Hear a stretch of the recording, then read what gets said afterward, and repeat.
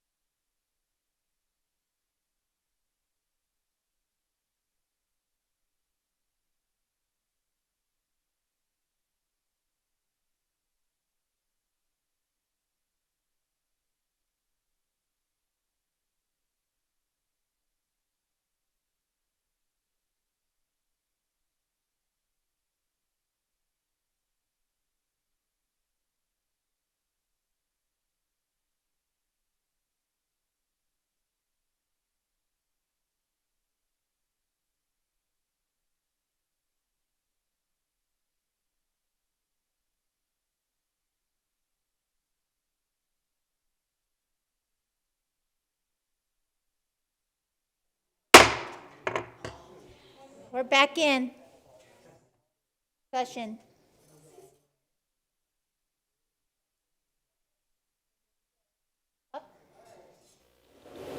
Hello. I want to thank you all for the important work that you're doing right now. Nevadans have had an incredibly difficult year, facing a once-in-a-century pandemic that kept our families apart and hurt our small businesses. But they've had allies they can depend on in you. And I have been so proud to work alongside you as a partner to help Nevada weather the storm. The stakes have never been higher, and we still have a lot of work to do, so I'll be brief. Throughout the COVID-19 pandemic, I've worked hard to make sure that everything happening on the federal level benefits Nevada. I've depended on outreach from our constituents and advice from so many of you. We all saw what happened to our state in the wake of the mortgage crisis. I know that to protect Nevada families and speed our recovery from an economic downturn, we need to act quickly and decisively, and we need to work together. The pandemic's impact has been historic, and our response had to be historic as well. When Nevadans were first told to shelter in place, I worked across the aisle in the Republican-controlled Senate to take bold action and help keep our businesses afloat. We passed the CARES Act, and we secured additional funding for the Paycheck Protection Program, which helped people like Juan Vasquez in Las Vegas. His beloved restaurant, Juan's Flaming Fajitas, was able to stay open and keep its workers on the payroll because my colleagues and I teamed up to help our economy bounce back. But Nevada still needed more help. And I was incredibly proud to help deliver a Democratic Senate majority to help President Joe Biden confront this crisis head on. And together, we passed the most comprehensive relief package in our nation's history, the American Rescue Plan, which is helping pave the way back for our state. We're getting shots in arms, we're helping people get back to work, and we're strengthening our small businesses while building back our vibrant tourism economy.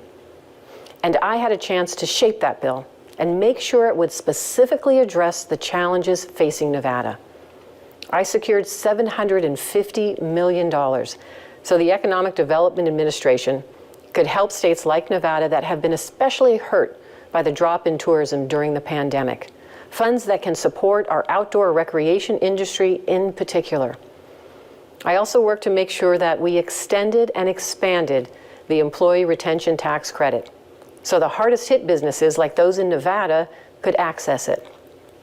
And I pushed for $2 billion in funding to help modernize unemployment insurance systems across the country and speed up the delivery of benefits to those in need.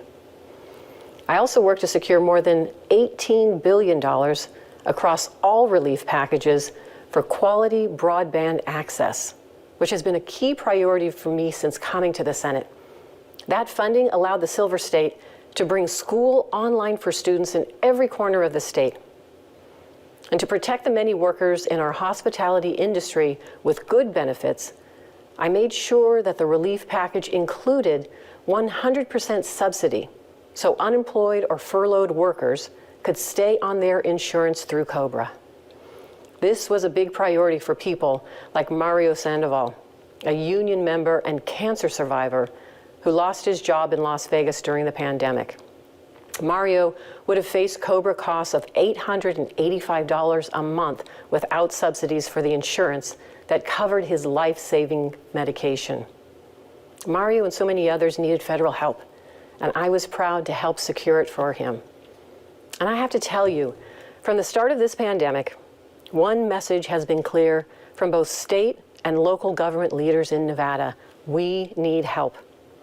To ensure that Nevada and other states could keep educators, healthcare workers, and first responders on the job, I worked with colleagues to make sure that the legislation included funds to support state and local governments, including nearly $4 billion for Nevada, $155 million of that for our rural towns and counties alone, which have been priorities for me. We all understand that there's more work to be done to make sure this and other relief gets used wisely, to invest in our people and our economy, and to spark a meaningful recovery. Clark County has faced a devastating suicide crisis. And as I know from talking with students in Washoe County earlier in May, mental health challenges continue to affect students in every corner of our state. The stress of the pandemic has had an impact not just on students, but on seniors as well, and every age group in between. I hear it in nearly every conversation I have with Nevadans, no matter what we're meeting about. So I am leading efforts in the Senate to make sure we're listening to these voices and getting them the care they need. Nevadans continue to feel the effects of this pandemic. They've told me, and it's going to take all of us to support them. I'm proud to partner with you to help do that over the coming years. I trust you to tell me where we're falling short, as well as where we're excelling. And I trust that you'll bring this same commitment to Nevadans and willingness to find common ground to your own remaining work. Thank you so much, and I hope you have a productive rest of your session.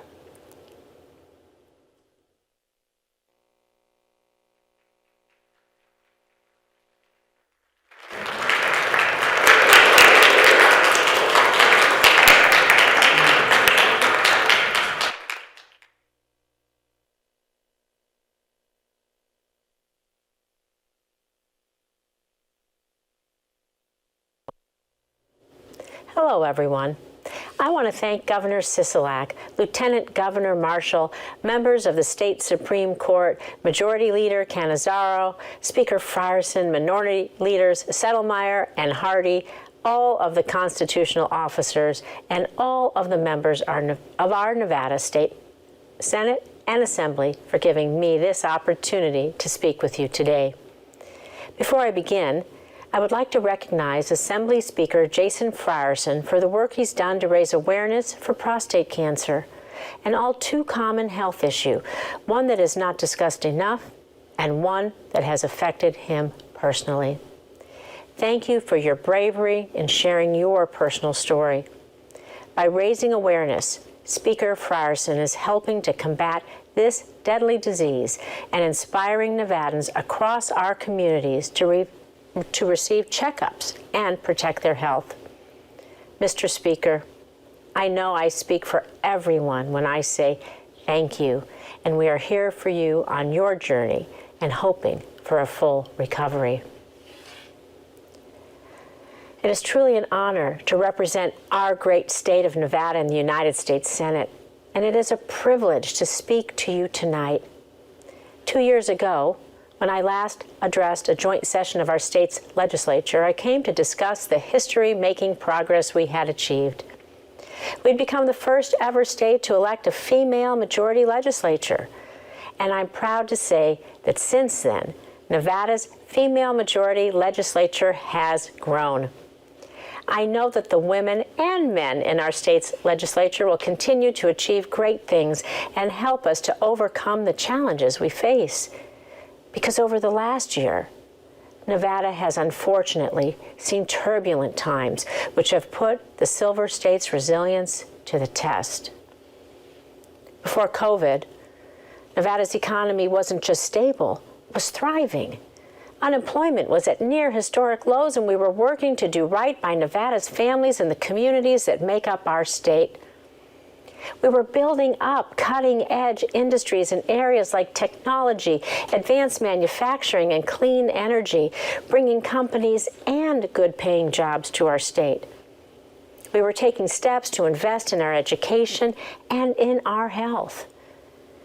People were coming to Nevada to find work, to build businesses, to make a life for themselves, to start families, and build community. But as the pandemic hit, our state suffered. We all suffered. Over the last year, we've seen hard-working Nevadans who, through no fault of their own, have been left to worry about where their next paycheck will come from, if they'll be able to pay their bills, if they'll be able to keep a roof over their heads, and if they'll be able to put food on the table. Over the last year, we've seen Nevada businesses, the lifeblood of our community, forced to make impossible decisions just to get by, and some have sadly had to close their doors permanently. During the pandemic's peak, we saw nearly 30% unemployment, the highest rate in our state's history. We've also seen hospitals, doctors' offices, medical facilities, frontline workers, and essential workers pushed to the brink. More than 300,000 Nevadans have tested positive for COVID, with some facing health impacts that may last a lifetime as a result. Sadly, we've seen this and so much more. Most heartbreaking of all is the many lives, the loved ones we've lost to COVID-19. Over 5,400 Nevadans have been taken from us. Moms and dads, sons and daughters, siblings and loved ones, friends and neighbors. We grieve both personally and as a community, as a state, as a country. And the world shares in our collective mourning. But we must remain strong and we must remain resilient, because we can honor the lives and the memories of those we have lost by beating this pandemic. COVID-19 has brought so much hardship. It's caused a health and economic crisis. But these are crises that we can and we will overcome together as one Nevada family. In these tough times, state, local, and tribal leaders have worked to mitigate the spread of this virus, to protect Nevadans' health and well-being, and to prevent critical state industries and institutions from failing. From Governor Sisolak to those here today and all those across our state, to those who have been on the front lines of this battle, your commitment to public service and to the people of our state is remarkable. I'm proud to partner with you in our shared goal of protecting the lives and livelihoods of all those we represent in the state we love and are proud to call home. And I'm here to tell you that we are at a turning point in this fight. And I'm here to say that hope and help are on the way. In March, Congress passed the American Rescue Plan, and President Biden signed it into law. This comprehensive relief package has greatly strengthened our efforts to overcome COVID-19. As a result of the American Rescue Plan, Nevadans can expect to see, and are already seeing, direct payments to over 1.8 million Nevada adults and over 750,000 Nevada children. We're seeing extended and enhanced unemployment benefits for over 178,000 Nevadans who lost their jobs due to COVID. We're seeing millions of dollars in emergency rental assistance so that Nevada families, they can keep a roof over their heads. We're seeing Nevadans getting 100% of their COBRA health insurance premiums paid for, something Senator Cortez Masto and I championed. We're seeing funding to cover the cost of PPE for Nevada workers. And we're seeing billions in support for our small businesses and our state's travel, tourism, and hospitality industries, including Nevada gaming businesses, who were finally included in PPP relief after I successfully fought for a change in policy last year. The American Rescue Plan provides over $4.1 billion in funding for Nevada's state and local governments who have exhausted their budgets fighting the pandemic. The American Rescue Plan provides funding for K-12 education in Nevada, and it provides the single largest infusion of dedicated resources to tribal governments and Native communities in United States history. The American Rescue Plan also provides relief to our frontline workers who've been keeping our state running. It supercharges our efforts to ensure that everyone in Nevada is able to receive a vaccine, something that is key to beating this pandemic, which every adult in our state is now eligible to receive. Since the ARP's passage, I've been proud to work with the Biden administration to enhance the aid coming to Nevada, including helping to lift the caps on emergency loans to small businesses from $150,000 to $2 million. And I've worked with colleagues on both sides of the aisle to extend the authorization of the Paycheck Protection Program so that Nevada's small businesses can continue to get relief. I'm proud to have helped secure this aid for the Silver State, but we cannot stop here. We must continue our work to see that every Nevadan has the resources they need to get through this pandemic. We must take steps to ensure that we can fully reopen our state safely, and we must keep up the fight to defeat this disease. That means making sure that our children can go back in person to school and receive a quality education in our state. Not only does the American Rescue Plan help to do this, but I've recently joined my colleagues in urging increased federal funding to see that this happens. But we can't stop there. We must address the health disparities that have long existed in our health system, which COVID-19 has shined a new light on. It's time to ensure that underserved communities in our state, in our urban and rural communities, receive the access to care that they need and deserve. It also means making fixes at the federal level to support, enhance, and upgrade our unemployment system so that we can get benefits out swiftly and accurately to those who need it the most. We cannot simply rebuild our state as it was before. We must build Nevada back and then continue building it up towards new and greater heights. We can take steps to revolutionize workplace safety and restore consumer confidence. We can make smart investments in our infrastructure, investments that increase our clean energy use and decrease our commute times. We can develop a workforce that is highly skilled and highly employable for the jobs of the 21st century. We can support traditional Nevada industries and encourage new economic diversity in our state. Through bold ideas and actions, we can better the lives of every man, woman, and child who calls Nevada home. I know we can accomplish these things and so much more because we are innovative and imaginative. We are battle-born, and it would be a mistake for anyone to bet against us. Together, whether we're Democrats, Republicans, or independents, we are all, each of us, Nevadans. Together, we can and we will chart a path forward for our state. Nevada's future is bright, and by working together, we will all have a hand in building and shaping Nevada's future. So now let's get to work. Thank you. God bless Nevada, and God bless the United States of America.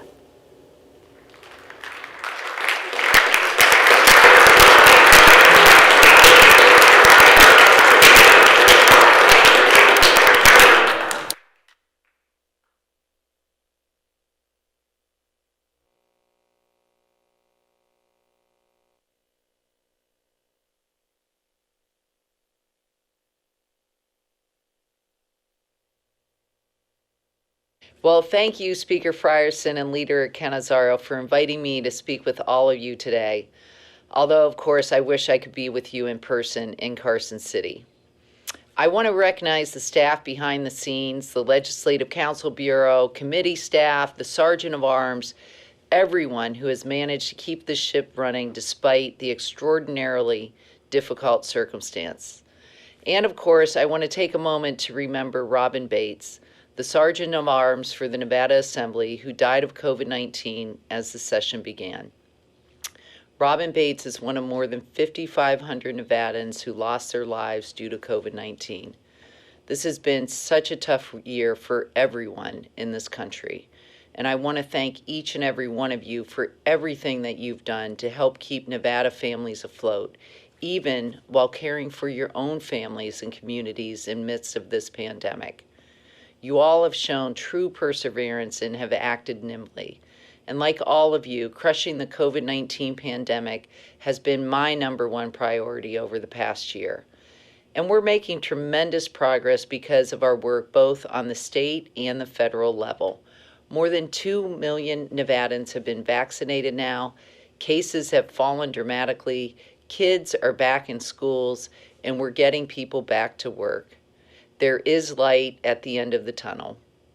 And in Washington, we've passed multiple relief bills that included SBA loans for our small businesses, and the American Rescue Plan has kickstarted our economy, especially our travel and tourism economy in Southern Nevada.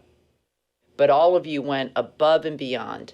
You saw Nevadans suffering, and you stepped up to the plate, implementing state-run relief programs too, like the Pandemic Emergency Technical Support Grant Program, also known as PETS grants. These grants, alongside federal relief, have kept so many small businesses and restaurants open. Another key provision of the American Rescue Plan was the direct aid to state and local governments.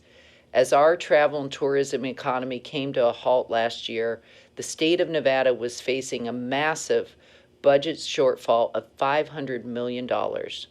But now, more than $4 billion is going to state and local governments here in Nevada to make up for these budget shortfalls and prevent layoffs to key workers like our teachers and our first responders.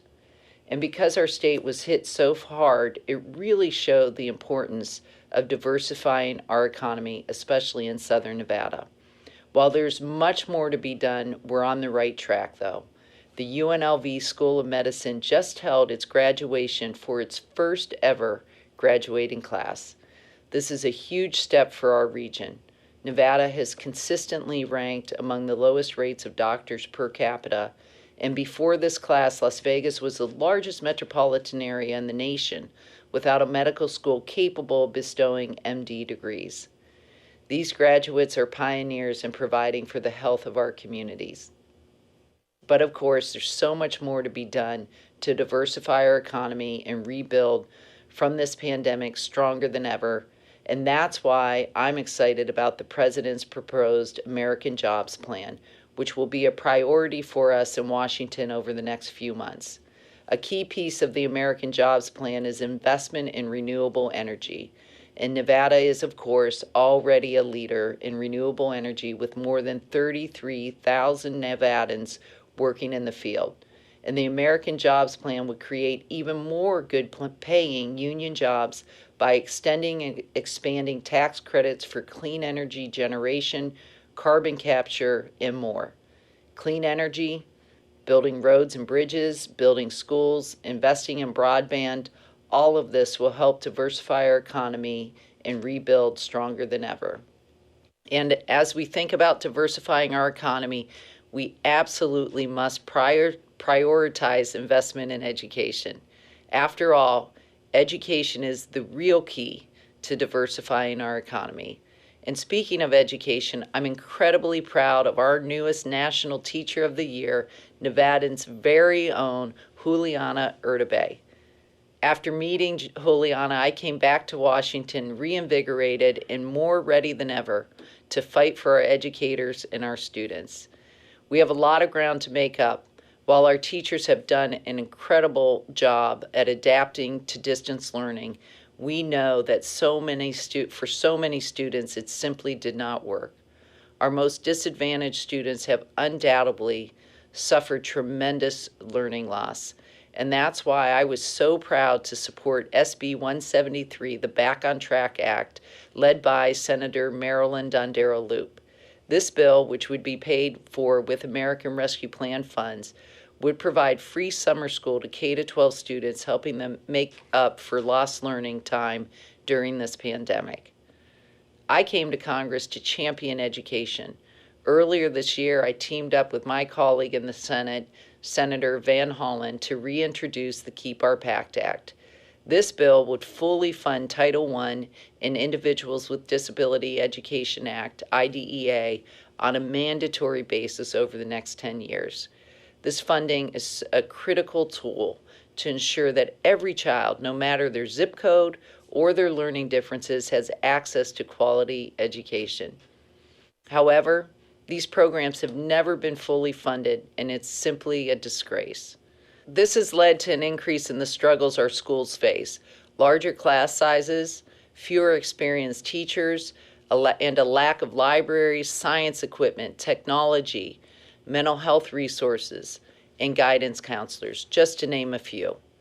And speaking of mental health, we must continue to prioritize mental health as primary health care, and not just during this pandemic. I was proud to work with Senator Catherine Cortez Masto to introduce the Virtual Peer Support Act, which would boost the capacity and accessibility of behavioral health support programs by helping service providers expand their services to online platforms. And while COVID relief and education have been my priorities, there's certainly so much more to be done. With my new role on the Appropriations Committee, sitting on the Energy and Water Subcommittee, I will fight tooth and nail to ensure that Yucca Mountain does not become the nation's dumping ground for nuclear waste. In fact, in a recent hearing, I spoke with Energy Secretary Granholm about this very issue, and she committed to consent-based alternatives to Yucca Mountain. But of course, we need to end the fight over Yucca Mountain once and for all. And that's why I'm co-chairing the Bipartisan Nuclear Waste Caucus, so we can come together to determine more long-term solutions to storing our country's nuclear waste. And as the Las Vegas Valley continues to grow, I'm also working to find common ground to conserve our pristine desert habitats while also allowing for much-needed development. I was proud to work with the rest of the Nevada federal delegation to introduce the Clark County Lands Bill, which will do just that. I'm also working to pass stronger gun laws to keep our communities safe. Here in Nevada, we know the horror of gun violence all too well. The House has passed gun safety laws that are supported by the vast majority of the American people. Now we are waiting on the Senate to muster up the courage to act on those bills. And of course, no one is a greater champion for gun safety than our very own Assemblywoman, Sandra Hadigay, who is always fighting to make Nevada safer for all of us. Nevada continues to be a leader in this country thanks to all of your hard work and determination. Not to mention, the Nevada State Legislature was the first ever state legislature to be majority female. I'm sure that doesn't hurt when it comes to getting things done. It's because of Nevada's leadership and our diversity that I believe Nevada should get to vote first when it comes to presidential elections. Nevada deserves to be the new first in the nation. And let me close by saying this. I believe in Nevada. I believe in the grit and determination of our hardworking men and women across this great state, the nurses and healthcare workers, casino employees, and small business owners. I believe in our kids, our most precious resource coming out of virtual learning and headed on the right track to a better education. We can ensure a brighter future for our kids by getting their teachers and school leaders the resources they need to succeed. And I believe we will come out of this pandemic stronger than ever. It's going to take hard work, but I have no doubt that we stand ready to meet the challenge because as Nevadans, we always rise to the occasion. Thank you for everything you are doing to make the state a better home for all of us in the years to come.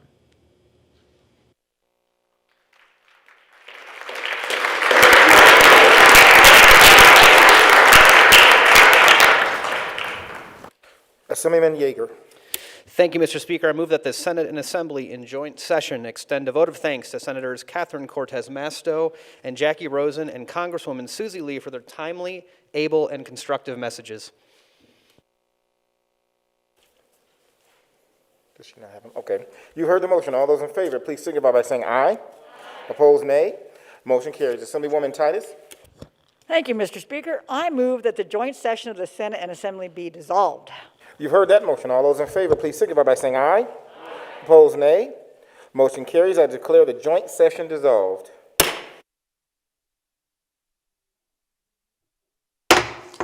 Okay, joint session dissolved. Let's see. We are on order of business 4, reports of committee. Are you ready? We are on hold.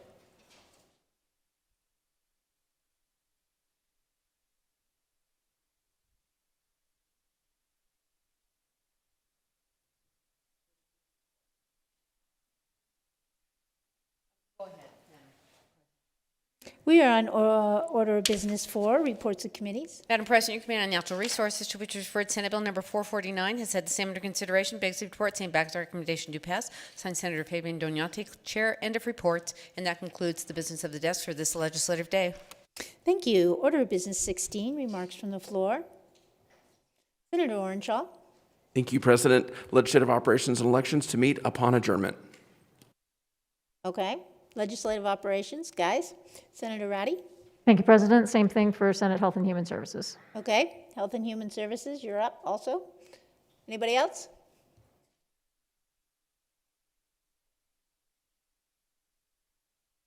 Senator Finance will Dondero-Lu? be, joint finance is at 6. Joint Finance, 6 o'clock. Guys, we're at like 5:35 now. Anyone else?